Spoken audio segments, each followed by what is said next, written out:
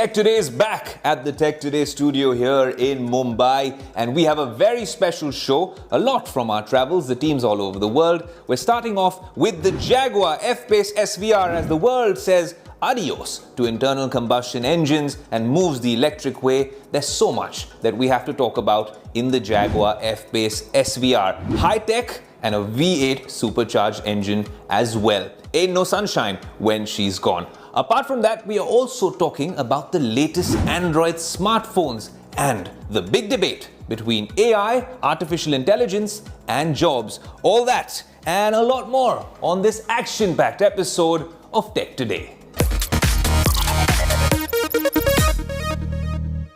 We're here in the middle of countryside England with a very modern, sporty super SUV, the Jaguar F-Pace SVR. Supercharged 5-litre V8 engine, an absolute monster under the hood. Now, you've had all sorts of EVs on the show. We've had really interesting cars, but this one is special. This is the first look for you, India exclusive, of the Jaguar F-Pace SVR. What's it like to drive? What's the tech inside? What's the design like? Is it the sports exhaust? Is it these massive 22-inch tires? There's so much happening. We're going to tell you what the drive experience is like, and we're going to enjoy a very rare occurrence, which happens to be a sunny day here in England. Well, join me on the inside.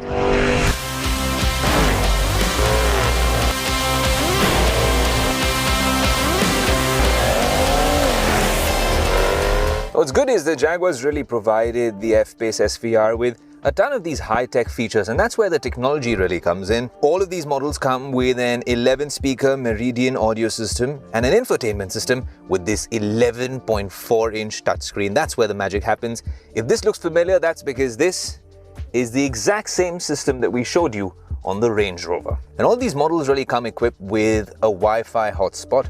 And other really cool feature is that the car's software is always up to date, because it has over-the-air capabilities. They've got a really cool 3D surround camera. I'm going to put the car out there in reverse. There you see a fantastic 3D surround camera. The graphics are impeccable. Of course, you have configurable dynamics as well, and that's something that comes with the system on Dynamic Eye. If you want to do anything with the G meter, right here when I press the brake, it's giving you the intensity of it. It comes with lap times, just like the Range Rover if you want to be racing this around the lap. And I must say that about the gear, with this SVR branding, it is quite a joy to hold on to. A very tactile, very responsive, and I think it's better than having a dial, this sort of system. Then of course you have adaptive dynamics, which continuously would be adjusting the dampers for enhanced comfort and really refinement depending on what kind of road and what sort of place, what geography, what terrain you're driving in. Like I said, the sat-nav is absolutely impeccable, flawless, not had an issue with it throughout. Sometimes, of course, when we put the sport exhaust on, it was tough to hear what she was telling us, but we got here either way in one piece. You can decide how you want the layout to be on your home screen. Very easy. So you pick it up, drag it there, just like your iPhone or a top-end Android device. Quite impressive. Now I think it's time to take the car for a spin, and let's see what's under the hood in this supercharged V8. The last time we were driving around in this sort of a scenic location, it happened to be countryside England, but we were headed to Malmesbury, where we ended up in Dyson country, or Dyson headquarters, for a very different sort of a conversation. Now, we can call it Jaguar country because we're in the F-Pace SVR. It's blending in seamlessly with this lovely location that we're in. From the JLR line, we've had the F-Pace's brethren, the Range Rover, on the show. And what's interesting is synergies for the JLR group have really come into play, even with the infotainment system. And of course, the sat-nav is absolutely flawless in this particular vehicle. It helps that we are in England and things are charted out much better. It's quite efficient. It gives you the information you need. Everything seems to be quite convenient. If you're looking at this screen, you want to keep your eyes on the road, you have it over here as well with your speed limits. It's a joy to drive. So from our trips to Berlin and wherever we ended up seeing chipset manufacturers and people innovating in the industrial space, a lot of them seem to be working on creating that sound experience in an EV. Now that's great, but the OG is these kind of cars. And I'll tell you that there's a button which reminds you who the OG is, and happens to be one right here for the Sport exhaust. It's a lovely winding road that we're on, but we're going to try giving you the real deal. And I think that sometimes when you're talking about technology really enhancing the experience, you got to take 2 steps back and get to the basics.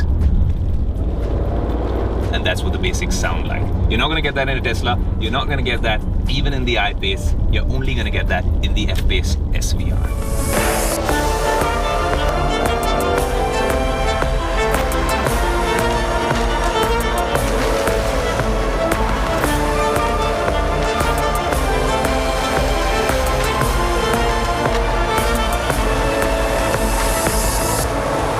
Well, there you have it, the Jaguar F-Pace SVR exclusively on Business Today, on India Today. What a monster to drive. Is it a practical choice? Is it the first choice when you're talking about a car which costs nearly 1.5 crores in India? I don't know. If you're an enthusiast, then I can tell you one thing. You're going to enjoy driving this, be it in London, be it in Mumbai. This is definitely a crowd puller. In Velocity Blue, I think that helps. It does grip the road, and it does feel finished on the inside. There's often been complaints that Jaguar, Land Rover, often on the inside, it's inconsistent. We've heard that about Teslas before as well, but the units and the cars that we've been with seem consistent, seem polished, and they're raring to go. So maybe the next time we have this car, it should be on the crowded streets of Mumbai. Until next time, this is Ayush Alavadi saying adios from the middle of countryside England. Curved displays are a feature reserved for some of the high-end devices. But what if I told you that Realme has now come up with a device which is under 30,000 rupees, 25 to 30,000 rupees, but gives you that curved display and a bunch of flagship level features. Never ceases to amaze us with packing in a punch at such an affordable price point. Realme, the Realme 10 Pro Plus, exclusively on Tech Today. The first look is brought to you by Tech Today's Danny D'Cruz.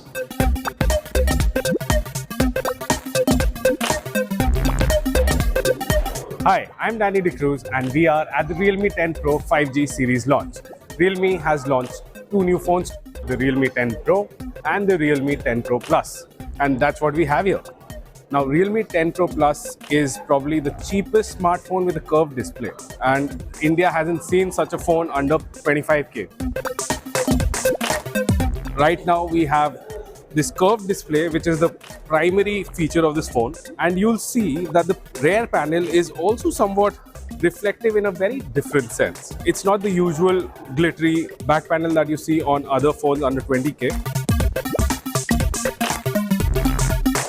So the highlight of the phone is the curved display. It's a 120 Hz panel and it's also AMOLED. The bezels are really thin, as you can see, and the overall grip of the phone is not as slippery as you expect from curved display phones.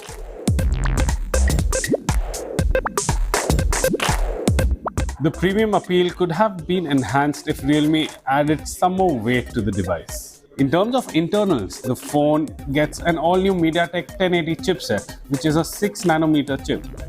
The phone flies through most daily tasks, and the bright and responsive display definitely helps with the overall experience. To talk about the camera lens and the back panel, it's quite shiny. You have a different kind of blink to it. And though it shows like 2 camera lenses, you actually have 3 right here. And then there's the camera flash here, the Realme branding, and you can see it's pretty slim to hold. The phone uses a 108 megapixel primary lens for sharp images, even in low light. There are 2 other lenses, one ultra wide and another macro lens, which many won't even end up using. The front camera is a decent 16 megapixel unit, which has a wide enough viewing angle. The battery size of the Realme 10 Pro Plus is 5000 mAh and it supports 80-watt fast charging, which will get your device from 0 to 100 in 47 minutes. So this is our first impressions of the Realme 10 Pro Plus, but stay tuned on Tech Today. Well, if the first half of the show was all about these beasts on the road and of course the latest reviews and unboxings, let us know what you thought about it. The second half of the show is going to be action-packed. Picture abhi baki hai. Why do I say that? It's a key question that we're asking on the show. AI or technology versus jobs. Does it augment your job or does it actually take it away? All that and a lot more on the second half of Tech Today.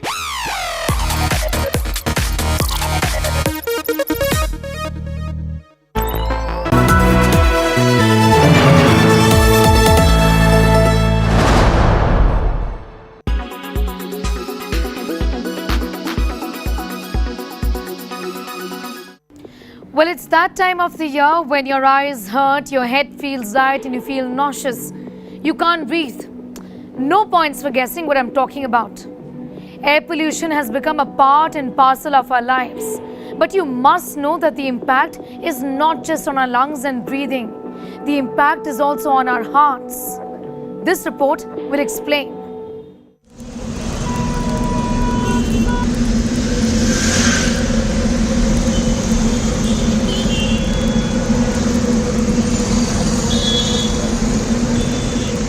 It is that time of the year again. Your eyes will hurt if it isn't hurting already.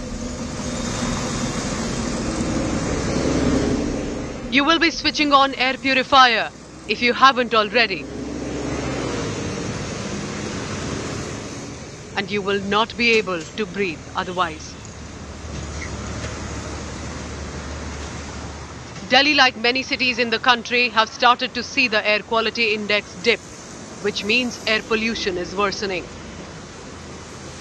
However, if you think that Delhi's air or the air of major cities of the Indo-Gangetic Plain dip only during the Diwali festival, think again.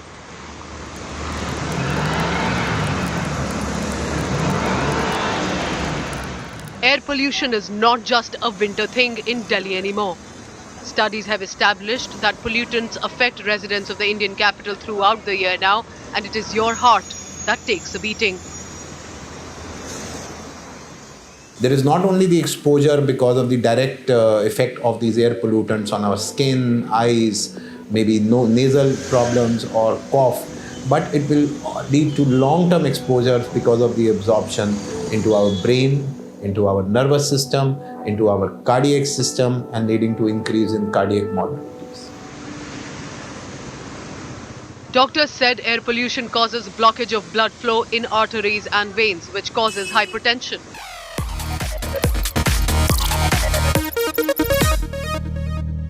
Welcome back to Tech Today. I'm your host Ayush Alavadi. And what if I told you that this show was scripted by ChatGPT, an AI chatbot which has an Elon Musk connection? Did I give away too much? Well, I'd be far from the truth. We don't usually script this show. We say it from the heart because we're all tech geeks. But tech geeks have also come up with this AI chatbot, which has gotten the internet very curious, and us as well. What is ChatGPT? Is it actually taking away our jobs? Is it something that's reliable? I know it divides things as desirable and punishable. There's so many questions and we want answers. Tech Today's Rachna Dhanrajani brings you the ChatGPT 101. Is AI finally going to take over the world? Well, it seems the internet's newest sensation, ChatGPT, is certainly a step in that direction. ChatGPT is a conversational dialogue model trained by artificial intelligence and machine learning. It understands and responds to natural human language, answers questions, and talks like you were to talk to humans. It gets its name from GPT, or Generative Pre-trained Transformer. It is a deep learning language model that specializes in generating human-like written text. Deep learning is a machine learning method with 3 or more layers of neural network. This network attempts to simulate the behavior of a human brain, which then allows it to learn as we do. But then a Siri or an Alexa can also talk and respond to you. They can tell a joke, recite a poem. So how is ChatGPT any different? Well, there is a difference. ChatGPT will remember your earlier conversations for context. It will even admit its mistakes, challenge premises, and sometimes even decline to answer. It has been developed by Elon Musk-founded independent research body OpenAI and was co-founded by its current CEO Sam Altman in 2015. So how does ChatGPT work? A user can start by going to OpenAI's website, Click on the Try ChatGPT button and start using it. OpenAI has trained ChatGPT using a training method known as reinforcement learning from human feedback, or RLHF. RLHF uses a reward and punishment system to train its AI. So whenever it takes an action, it is classified into two categories: desirable and punishable. The desired action is rewarded, whereas an undesired one is punished. So by this trial and error method, it learns what works and what wouldn't. OpenAI has also used humans as trainers for this training method. It is through conversations that trainers play both the roles of a user and of an AI assistant. But this training method can be a bit problematic. It can often lead to mislead the model. An ideal answer would depend on what the model knows rather than what the human demonstrator knows. And this could be a limitation to this exciting new thing on the internet.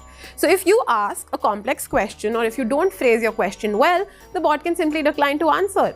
It will also decline to answer if it's not an appropriate question.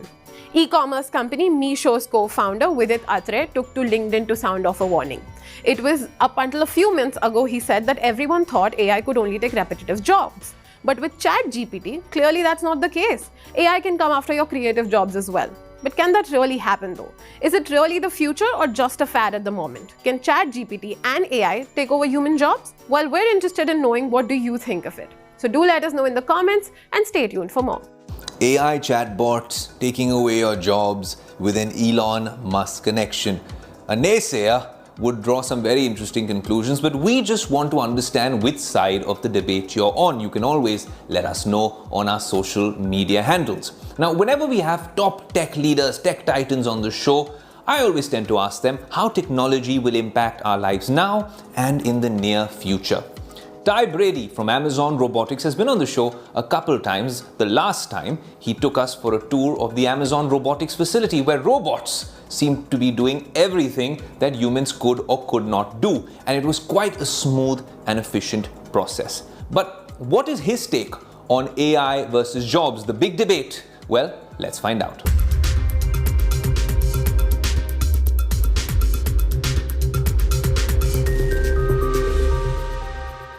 Where everyone was as divided with your verdict on what does automation mean, right? Does it mean that we can augment a lot of jobs here in Massachusetts, maybe in Mumbai, maybe in Bangalore, globally, or does it mean that, hey, a lot of people will be out of employment? It is our philosophy is we want to extend human capability, allow people to do more things, allow them to do them more simply, more safely, and more productively, right? We want to arm them with a tool set to use any way they seem possible. And if we rightly and smartly build our machines to augment and extend human capability, that allows us to be more productive. I'm going to show you, let me show you a very direct example of that. This is a good example of the majority of our fulfillment today, where we have drive units carrying these pods. We're the world's first goods-to-person fulfillment system. So what I mean by that is, instead of taking a cart and going down long aisles and taking each of the objects and placing into a cart and then bringing it back to pack it out, instead we turn that on its head. And what we're doing is that we are bringing the goods to an employee in order to pick or stow those items, right? So you don't have to walk as far, and we can bring the right good just at the right time in order to get that order fulfilled. So here you see a station where we have our associates actually do the picking or the stowing. I think it's a great example of how you can smartly bring technology in order to make the job better and easier. Well, you've heard from the experts. You've also got the ChatGPT, the AI chatbot 101. But now it's time to hear from you, the Tech Today community. Here's a special exclusive Tech Today ground report. Today we are here in Bangalore, a city that lives and breathes technology. So how can we miss out on the opportunity about talking about emerging tech like AI and ML with the locals? What do Bangaloreans think? Can AI and ML make their jobs easier, or will it take away their jobs? This has become more relevant ever since ChatGPT became live just a few days ago.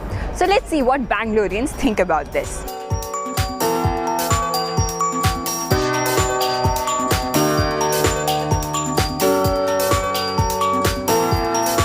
Do you think they're going to take over jobs? Are roles going to become redundant because AI is going to do that better than a human being? Yeah, definitely. If you just go to airport now, we will see that no ground stuff and anything is there. Everything is like automated. Before, there used to be staffs and all who used to do everything. So ultimately, jobs are decreasing day by day. So definitely, a calculator will solve something easier and more efficiently compared to human being. I think most of it is already getting automated. Most of our reservations happen online. They've stopped totally, most of them. There's no walk-ins as of such. Most of our processes have become, automated. We obviously cut down on a lot of employees because if they don't skill up, their jobs are going to get eaten away. Because automation is much more cheaper, right? More affordable for the business. So we get more margins. Almost 20 to 30% of most of your work that you do will get automated. AI will take over some of the basic intelligence stuff, but it will happen. Next 5 years, a lot of work will go. But that is for the good, because then you get more skilled people than just replicating work and doing the same thing, which is a soul-sucking job.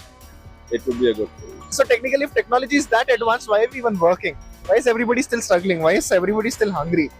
So until there is existence of human beings, this is gonna go. Some or the other way we'll find ways. Some or the other way jobs will emerge. Maybe this will not be the job market. So it's important for you to understand that, hey, this might not be, a little long-term ideology would work. Yeah, the jobs that exist right now, at least 40% of the jobs don't exist. But yeah, it'll change from handloom to machine work. How we changed, it didn't affect that much, right? So that's how it's gonna be, I don't think. I would say there's a plus and a minus. Of course, yes. If you look at the job market, every time whatever our parents did, those jobs are no longer existing. So those are replaced by computers at whatever stage it came in. Likewise, AI and ML will also kind of take shape. It may shut down some jobs, but it will open up newer opportunities for many more. So I would say job market is always like that, no matter what technology comes into play. Like you just saw, people in Bangalore actually fear that AI might take over their jobs someday. But there's also a ray of hope. People believe that AI would make their jobs easier, their work would become more efficient, which would save a lot of time for them. Moreover, people also think upskilling is the way to go. And there were some people who believe AI can never take over creative jobs. What do you think? Do let us know on our social media handles. Back to you, Ayush. What do you think about the AI versus jobs debate? Will technology and artificial intelligence eventually enhance or augment our existing jobs, or will it actually end up taking them away? Is this a double-edged sword? We want that debate to continue on our social media handles, which must be flashing on the screen right now. But let me tell you something, no artificial intelligence involved over there, just plain old human intelligence by the Tech Today team for you, the Tech Today community. If you've enjoyed the show, let us know. If you haven't, let us know as well. This is your host Ayush Alavadi saying until next week, adios.